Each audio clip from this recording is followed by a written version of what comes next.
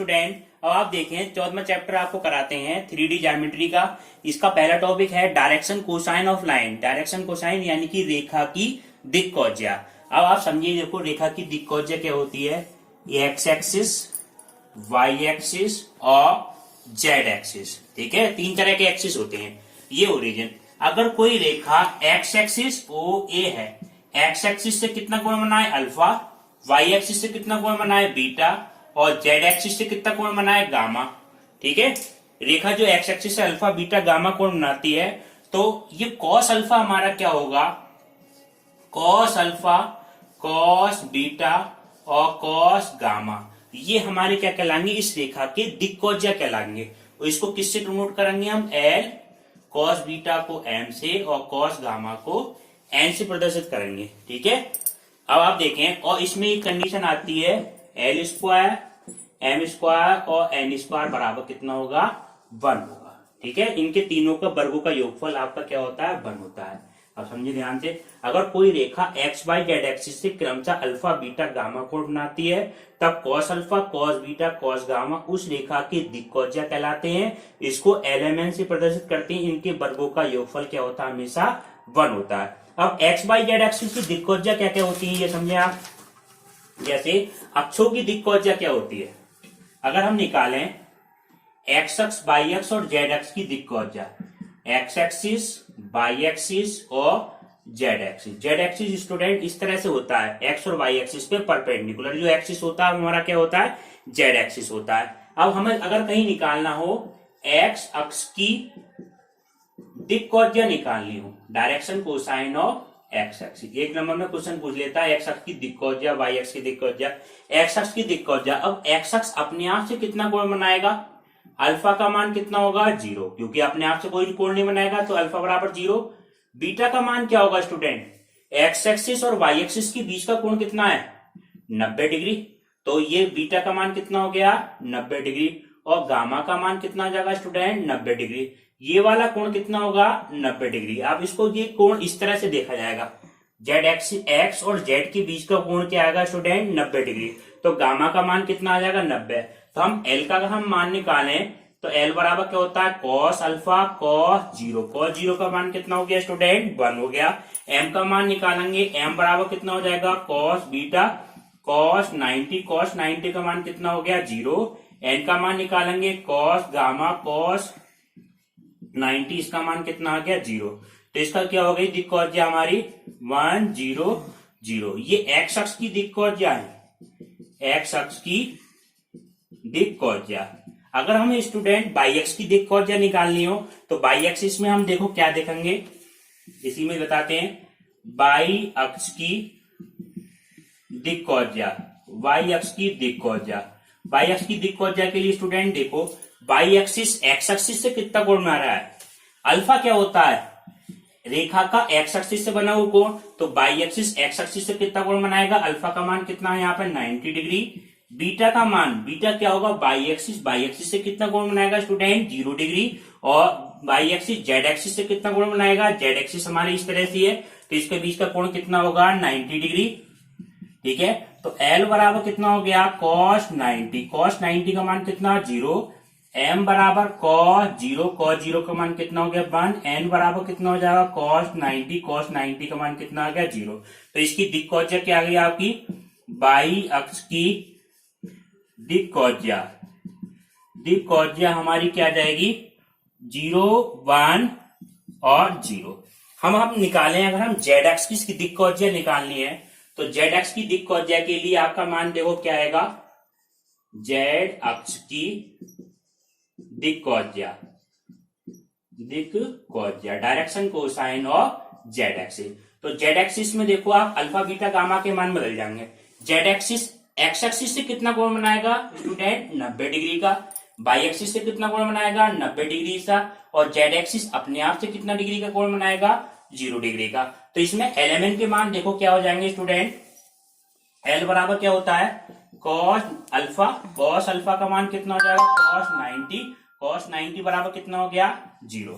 ठीक है, और एम बराबर कितना हो जाएगा, cos 90 cos beta cos 90, cos 90 का मान कितना हो गया 0 और n बराबर कितना हो जाएगा cos गामा cos 0, इसका मान कितना आ गया 1 आ गया। तो ये क्या आ जाएगा जेड की दिक्कौजिया हमारी कितनी आएगी स्टूडेंट 0 1 और 1, 0 0 और 1। इसको चेक करने का तरीका क्या होता है, ये हमेशा ये वाली कंडीशन सेटिस्फाई करते हैं, L square M square N square बराबर कितना होगा 1। कोई भी वैल्यू होगी ये कंडीशन जरूर सेटिस्फाई करेगी, 0 + 1 बराबर 1। देखो कंडीशन सेटिस्फाई हो रही है, left hand side right hand side के बराबर हो गई। तो ये क्या हो गई हमारी x/z एक्सिस की दिक्कौजिया।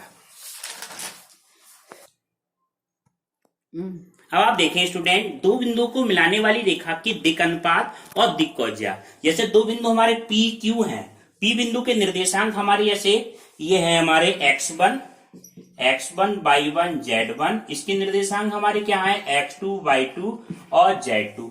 अब देखो ध्यान दो, दिक् अनुपात कहीं निकालना हो स्टूडेंट, दिक् अनुपात, तो दिक् अनुपात हमारे किससे नोट होंगे ए बी सी, तो ए बी और सी। तो दिक् अनुपात तो हमारे ये होते क्या है, दिक् अनुपात में क्या करते हैं हम x2 - x1, पहला दिक् अनुपात ये आएगा x2 - x1, ये y2 - y1 और z2 - z1। ये तो हमारे दिक् अनुपात को हम किससे शो कर देते हैं ए बी सी से।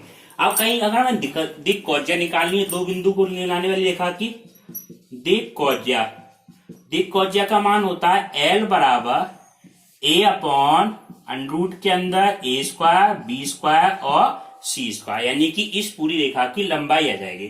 और M का मान क्या आ जाएगा स्टूडेंट B/√, के अंदर A² B² C² और n बराबर कितना हो जाएगा √, के अंदर C/A² + B² + C²। इस तरह से हम ABC के मान निकालेंगे और दिक्कौजिया निकालनी हो तो एलिमेंट में हम इस तरह से वैल्यू निकालेंगे।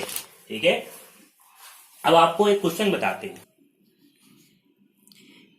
एक रेखा x तथा y अक्षों की धनात्मक दिशाओं के साथ क्रमशः 30 डिग्री 60 डिग्री का कोण बनाती है, रेखा z अक्ष के धनात्मक दिशा के साथ कितना कोण बनाएगी, ये क्वेश्चन में पूछा है। ठीक है, देखो किस तरह से करेंगे क्वेश्चन को, आप देखें। आप देखें ये रेखा क्वेश्चन में क्या दे रखी है, एक्स एक्सिस से कितना कोण बना रही है स्टूडेंट 30 डिग्री का, और वाई एक्सिस से कितना कोण बना रही है 60 डिग्री का। क्वेश्चन में क्या पूछा है, ये रेखा जेड एक्सिस से कितना कोण बनाएगी, यानी कि अल्फा का मान कितना दे रखा है स्टूडेंट 30 डिग्री, बीटा का मान कितना दे रखा है 60 डिग्री, गामा का मान हमें क्वेश्चन में पूछा है। अब इससे पहले हम सबसे पहले क्या निकालें, एल बराबर निकालें स्टूडेंट। एल बराबर क्या होता है cos alpha cos 30 degree, cos 30 का मान कितना हो जाएगा स्टूडेंट √3/2। m का मान निकालेंगे, m बराबर कितना होता है student cos beta cos 60 degree, cos 60 बराबर कितना हो गया 1/2।